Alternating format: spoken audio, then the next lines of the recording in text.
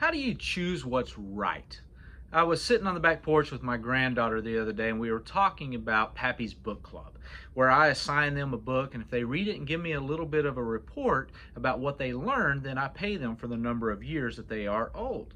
And I assigned her a book about choice, and she said, "Pappy, why do I have to read about choice? Choice is simple.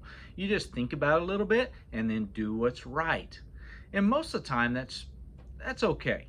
But we all know that there are choices that are not always just right or wrong. In fact, I went about and gave her about 5 different scenarios where I gave her a situation where she had to make a choice. And there were pros and cons to each choice, and neither one was completely right or wrong.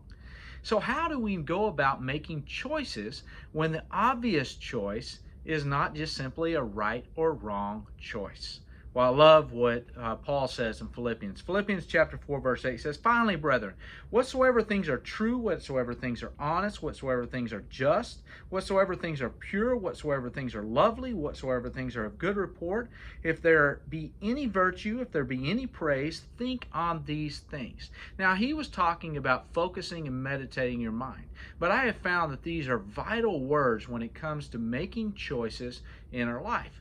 When it's not a clear right or wrong, which of the choices before us has nobility, which is right, which is pure, which is lovely, which is of good report, which is move us forward. Not just to do what's right for right now, or not just to do what's right for my best interest, but which of those really meets this criteria that goes far beyond right and wrong and really looks at the bigger picture of what is in line with what God desires. I love what Soren Kierkegaard wrote. Soren Kierkegaard wrote, "God is present in the moment of choice, not to observe, but to be chosen."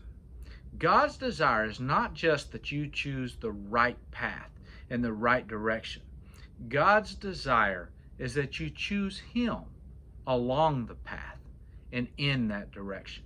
That you choose Him in that moment when you have a decision that is before you, and that you walk with Him into whatever you decide. And when we walk with God, that is how we're enabled to face today.